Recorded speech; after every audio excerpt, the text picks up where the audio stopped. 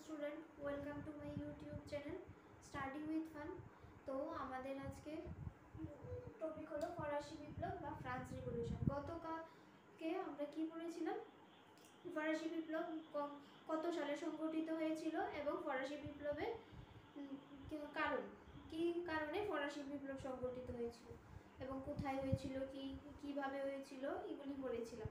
তো গতকালকে আমরা দুইটা পয়েন্ট পড়েছিলাম, কি অষ্টাদশ শতাব্দীতে ফরাসি বিপ্লব এবং অভিজাত ও যাজকরা এবং সামন্ত প্রভুরা কৃষকদের উপর কিভাবে কর আদায় করত, এইগুলি পড়েছিলাম। তো আজকে পড়ব বেঁচে থাকার জন্য লড়াই।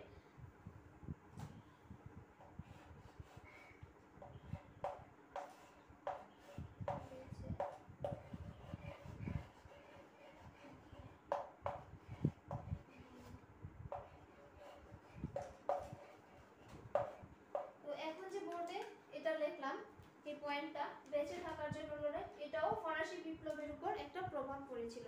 শ্রমিকরা বেঁচে থাকার জন্য যে লড়াই করেছিল তা পরবর্তী সময়ে একটা বিরাট আকার ধারণ করে, যা ফরাসি বিপ্লবে পরিণত হয়েছিল।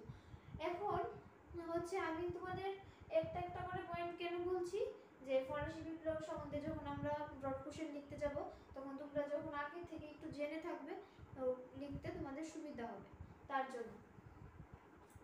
এখন হচ্ছে এই যে বেঁচে থাকার জন্য লড়াই, শ্রমিকদের কি হয়েছিল ঘটনাটা, যে 18 শতকে সারা বিশ্বের ব্যাপক মানে ব্যবসা বাণিজ্যের ফলে সারা বিশ্বে যখন ব্যবসা বাণিজ্য ব্যাপকভাবে হচ্ছিল, তখন কি হয়েছিল, ফ্রান্সের অর্থনীতিতে কিছু উন্নতি হয়েছিল। ফ্রান্সের অর্থনীতি উন্নতি হয়েছিল ঠিকই, কিন্তু সাধারণ মানুষের কোনো কাজে লাগেনি তা। অর্থনীতির উন্নতি হয়েছে, আয়েরও বৃদ্ধি হয়েছে, কিন্তু সাধারণ মানুষের আয়ের বৃদ্ধি ঘটেনি। কারণ এই যে ব্যবসা বাণিজ্য হতো, তার অধিকাংশই কি করত, অধিকাংশ সিংহভাগটা অভিজাত বা যাজকরাই ভোগ করত। এই যে সাধারণ মানুষের কোনো তাতে লাভ ছিল না। তারা আগে যে রকম আয় ছিল সেই রকম আয় চলতো। তো আয় ছিল কম, কিন্তু লোক সংখ্যা, তখন ফ্রান্সের লোক সংখ্যা ধীরে ধীরে বাড়তে থাকে। আয় কম কিন্তু লোক সংখ্যা বাড়ছে, এবং কি হচ্ছে, লোক সংখ্যা বাড়ার ফলে কি হচ্ছে, তাদের খাদ্যেরও অভাব দেখা দিচ্ছে, মূল্য বৃদ্ধি পাচ্ছে। তো এখন হচ্ছে, তখন ফ্রান্সের লোক সংখ্যা ছিল 1715 সালে ফ্রান্সের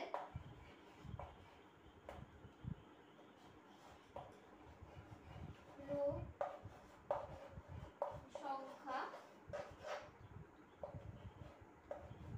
ছিল 23 মিলিয়ন।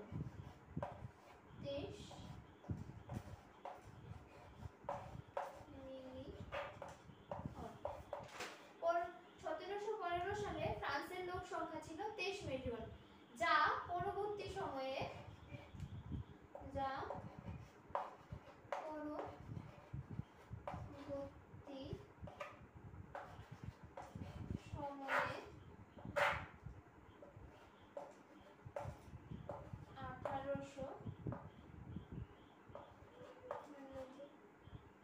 সালে বেড়ে হয়েছিল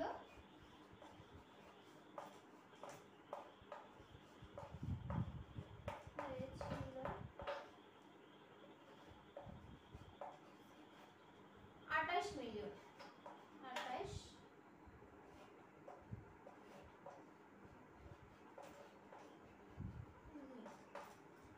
1715 সালে ফ্রান্সের লোক সংখ্যা ছিল 23 মিলিয়ন।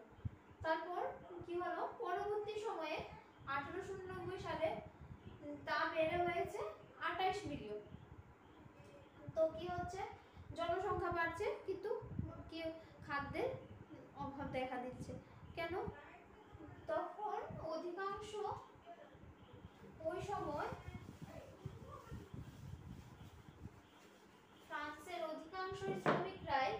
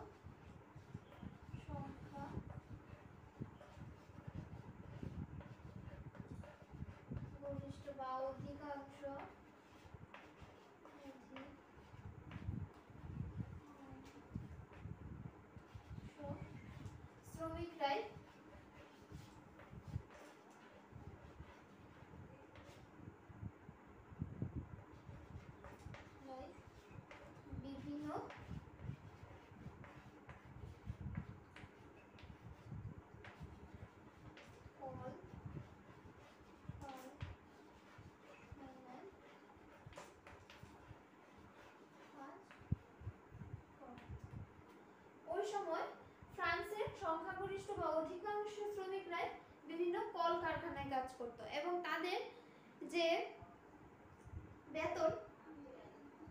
বেতন ছিল তারা তাদের বেতন বেশি সামন্ত প্রভুরা বা তাদের মালিকরাই সেই বেতন ধার্য করত।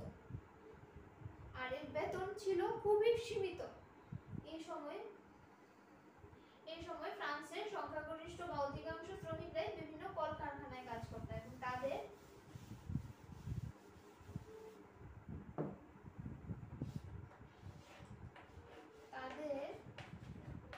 যে বেতন বা পারিশ্রমিক ছিল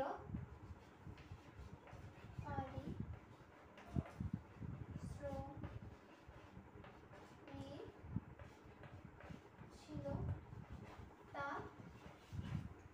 নির্ধারণ করত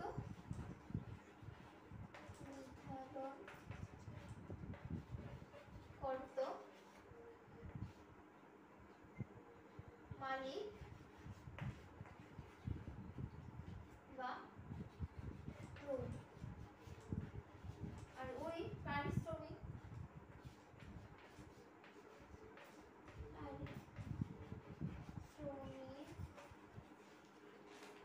ছিল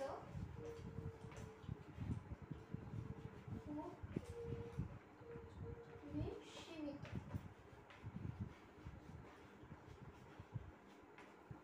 যে তাদের যে বেতন বা পারিশ্রমিক ছিল তা নির্ধারণ করত কি মালিক বা প্রভুরা। আর এই পারিশ্রমিকটা ছিল খুবই সীমিত এবং তাদের জীবিকা নির্বাহের ক্ষেত্রে খুবই কষ্টকর হতো। তারপর কি হলো, ওই সময় যে ফ্রান্সের যে প্রধান খাদ্য ছিল তা ছিল রুটি। ওই রুটির দাম কি হতো, রুটির দাম বৃদ্ধি পাচ্ছে, তাদের মূল্যের তুলনায় খাদ্যের দাম বৃদ্ধি পাচ্ছে। তো কি হচ্ছে, বেতন পাচ্ছে অল্প কিন্তু খাবারটা কিনতে হচ্ছে বেশি দামে, তো তাদের তো জীবিকা নির্বাহনে একটু কষ্টই হতো। এর ফলে কি হলো, ফ্রান্সের যে গরিব শ্রেণী মানে শ্রমিক শ্রেণী আর উচ্চবিত্ত শ্রেণীদের মধ্যে কি একটা ব্যবধান দেখা দিল। কারণ দেখা তো দেবেই, কারণ উচ্চবিত্ত শ্রেণীর কাছে পয়সা আছে, তারা কিনতে পারছে, খেতে পারছে। শ্রমিক শ্রেণীরা ঠিক মতো খেতে পারছে না, চলাফেরাও তাদের সঙ্গে তাদের ডিফারেন্স না। তো ওই ডিফারেন্সের জন্য তাদের মধ্যে কি একটা ব্যবধান বা একটা ফাটল দেখা দিল। তারপর আর এটা ছিল ফরাসি বিপ্লবের একটা কারণ, ফরাসি বিপ্লব হওয়ার একটা কারণ। তারপর হলো কি, কারণ কেন ফরাসি বিপ্লব হলো এটা, তখন তো শ্রমিকরা যেহেতু এত কম বেতনে কিছু করতে পারছে না, খেতে পারছে না, তখন তারা কি করলো, রাগান্বিত হয়ে তারাও এই বিপ্লব করার সিদ্ধান্ত নিল না, এটাই। তারপর আরেকটা ছিল কারণ, আমাদের মোট কয়টা কারণ হয়েছিল, গতকালকে 2টা করেছি, আজকে একটা, এটা আরেকটা হচ্ছে, আরেকটা 3টা। এখন হচ্ছে 3 নাম্বার কারণ ছিল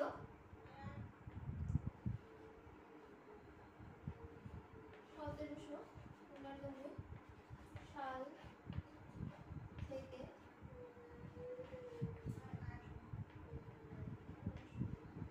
1999 সাল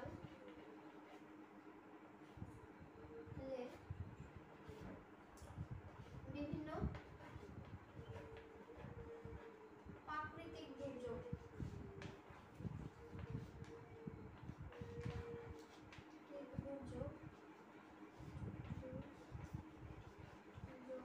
যেমন খরা,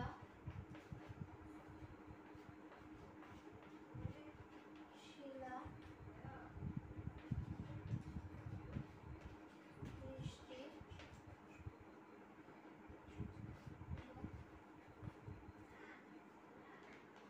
খরা, শিলা বৃষ্টি,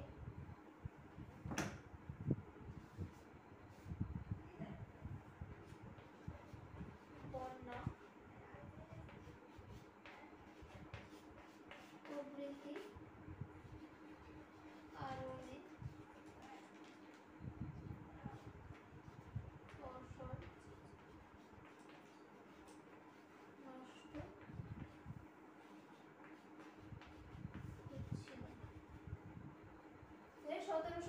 সাল থেকে 1899 সালে বিভিন্ন প্রাকৃতিক দুর্যোগ যেমন খরা, শিলাবৃষ্টি, বন্যা প্রভৃতি কারণে ফসল নষ্ট হচ্ছিল এবং কৃষকরা কি নতুন এই খরা, বৃষ্টি এবং এই প্রাকৃতিক দুর্যোগের ফলে কৃষকরা নতুন ফসলও ঠিকভাবে ফলাতে পারছিল না।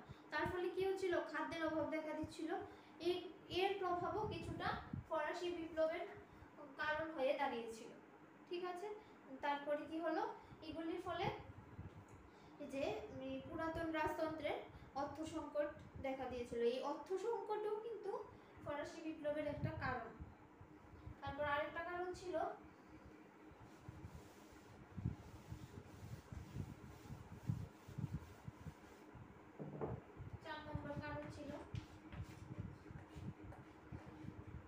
ফ্রান্স ওই সময় নতুন কোনো শিল্প কারখানা শিল্প ব্যবস্থা গড়ে তোলার সক্ষম ছিল না, গড়ে তুলতে পারেনি। ফ্রান্স তখন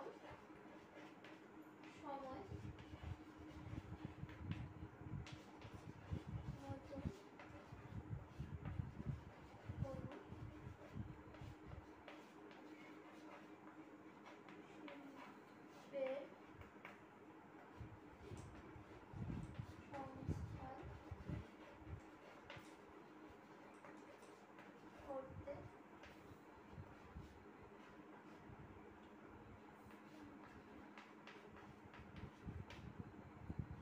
শিল্পের সংস্থান করতে পারেনি। এর ফলে